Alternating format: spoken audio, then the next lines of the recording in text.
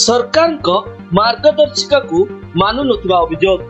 ରାଜ୍ୟ ସରକାର ଗ୍ରୀଷ୍ମ ପ୍ରବାହର ମୁକାବିଲା କରିବା ନିମନ୍ତେ ଏକ ମାର୍ଗଦର୍ଶିକା ଜାରି କରିଛନ୍ତି। ରାଜ୍ୟରେ ଥିବା ସମସ୍ତ ସ୍ୱାସ୍ଥ୍ୟ କେନ୍ଦ୍ର ଗୁଡ଼ିକରେ ଅଂଶୁଘାତର ମୁକାବିଲା ନିମନ୍ତେ 24 ଘଣ୍ଟିଆ ସେବା ଯୋଗାଇବାକୁ ନିର୍ଦ୍ଦେଶ ଦେଇଛନ୍ତି।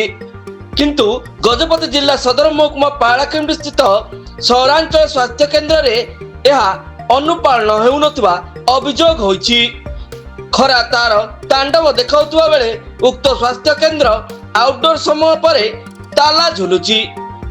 ନା ସ୍ୱତନ୍ତ୍ର ଶୀତତାପ ନିୟନ୍ତ୍ରିତ କୋଠରୀ ଖୋଲା ରହୁଛି, ନା ଅଂଶୁଘାତ ପାଇଁ ଚିକିତ୍ସା ସେବା ମିଳୁଛି।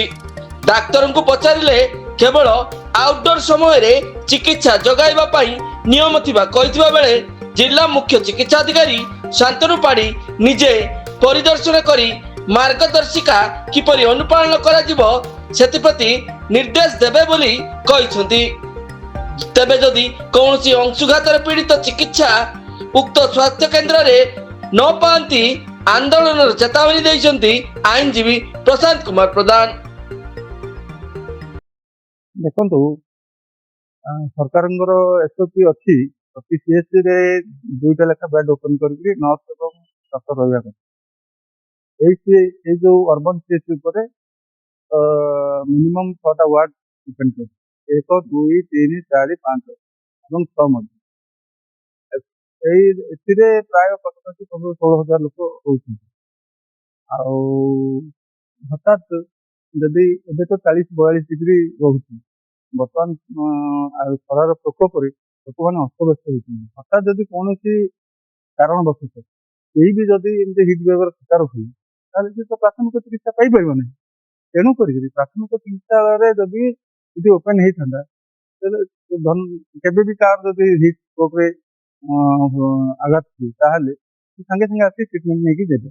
ତେଣୁ କରିକିରି ଏ ବିଷୟରେ ଆମେ ଜିଲ୍ଲା ମୁଖ୍ୟ ଚିକିତ୍ସାଳୟକୁ ଯାଇଥିଲୁ ଏବଂ ଚିକିତ୍ସା ଅଧିକାରୀଙ୍କୁ ଆମେ ଅବଗତ କରିଥିଲୁ ଯେ ଏଇ 24 ଆୱାର୍ସ 11ଟାରୁ 4ଟା ପର୍ଯ୍ୟନ୍ତ ଖୋଲିବା ପାଇଁ କହିଛି।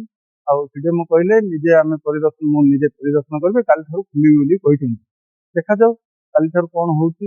ଯଦି ନ ଖୋଲାଯିବ ତାହେଲେ ପୁଣି ଥରେ ଯାଇକିରି ଆଉ ଏଇ ଅବ୍ୟବସ୍ଥାକୁ ବ୍ୟବସ୍ଥାରେ ପରିଣତ କରିବା ପାଇଁ ଆମେ କରିବୁ। ଆଉ ନିଶ୍ଚିତ ଭାବରେ ଆପଣ ତ ଦେଖୁଛନ୍ତି, ଆପଣଙ୍କ ସାମ୍ନାରେ ତ ଦେଖୁଛନ୍ତି, ଖୋଲା ହେଇନି ଏତେବେଳ ପର୍ଯ୍ୟନ୍ତ। ଆଉ ଏସଓପି କୁ କାର୍ଯ୍ୟକାରୀ କରିବାକୁ ହେଲେ ନିଶ୍ଚିତ ଭାବରେ କରିବା କଥା, ନିହାତି ଭାବରେ କରିବା କଥା। ଏସଓପି ଯେହେତୁ ଜାରି ହେଇଛି, ଏସଓପି କୁ କ'ଣ ପାଇଁ ସେଟା କାର୍ଯ୍ୟକାରୀ କରିନାହାନ୍ତି ସେଟା ଯିଏ ବୁଝୁଛନ୍ତି ସେ ହିଁ କହିପାରିବେ। ସେଇଟା ପଚାରିବା କଥା କି ଏଇଟା ଆକ୍ଚୁଆଲି ସେମାନଙ୍କର ଦାୟିତ୍ୱ, ଆମର ଦାୟିତ୍ୱ ନୁହଁ, ସେମାନଙ୍କର ଦାୟିତ୍ୱ। ସେମାନେ ଆସିକିରି ଏଇ ଜିନିଷଟା ଛୋଟ ଦେଖାଯାଉଛି, କିନ୍ତୁ ହଠାତ୍ ଯଦି କାହାକୁ ଯଦି ଅଂଶୁଘାତର ଶିକାର ହୁଏ ତାହେଲେ ତା ଜୀବନ ଚାଲିଯିବ। ଆପଣ ଜୀବନ ଦେଇପାରିବେ କି? ଆପଣ ଜୀବନ ଦେଇପାରିବେନି। ଯଦି ଏଠି ପ୍ରାଇମେରୀ ଚିକିତ୍ସା ହେଇପାରିବ, ପ୍ରାଥମିକ ଚିକିତ୍ସା ଯଦି ହେଇପାରିବ ତାହେଲେ ସେ ବଞ୍ଚିଯିବ। ଛୋଟ ଦେଖାଯାଉଛି, କିନ୍ତୁ ଜୀବନ ଜଣଙ୍କର ଚାଲିଯିବାର ଚାନ୍ସେସ୍ ଅଛି। ତେଣୁକରି ଏଇ ଯୋଉମାନେ ଆପଣ ଯୋଉ କହିଲେ ନିର୍ବାଚିତ ପ୍ରତିନିଧି ମାନେ ଏଇଗୁଡାକ ଉପରେ ଦୃଷ୍ଟି ଦେବା କଥା ଏବଂ ଅଫିସର ମାନଙ୍କର ମଧ୍ୟ ଖାମଖିଆଲ ନୀତିକୁ ପରିତ୍ୟାଗ କରିକିରି ଯୋଉଟା ଲୋକଙ୍କର ଆବଶ୍ୟକତା ଅଛି, ସରକାରଙ୍କର ନିର୍ଦ୍ଦେଶ ବଳେ ଅଛି, ଏଗୁଡାକ କେମିତି କାର୍ଯ୍ୟକାରୀ ହବ ସେଇଟା ପ୍ରତି ଦୃଷ୍ଟି ଦେଲେ ଭଲ ହବ ବୋଲି ମୁଁ ଭାବୁଛି।